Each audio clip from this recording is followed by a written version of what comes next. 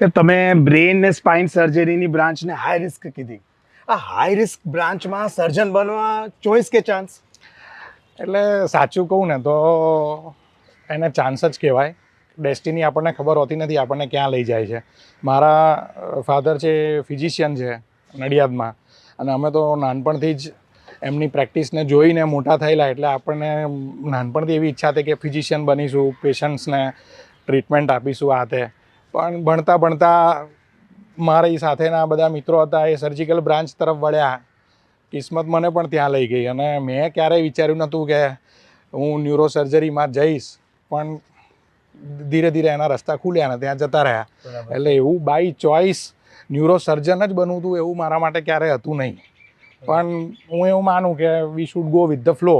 નદી જ્યાં વહેતી હોય જે દિશામાં, એ દિશામાં જતા રહેવું તો કિનારે પહોંચાશે. પછી એની સામે વહેવાનો પ્રયત્ન કરીએ તરવાનો તો તકલીફ પડે. એટલે જેમ જિંદગી લઈ ગઈ એમ જતા ગયા, અને હવે તો આજે તો લગભગ 13-14 વર્ષ ન્યુરો સર્જરી સાથે થઈ ગયા, એટલે ચાલ્યા કરે છે.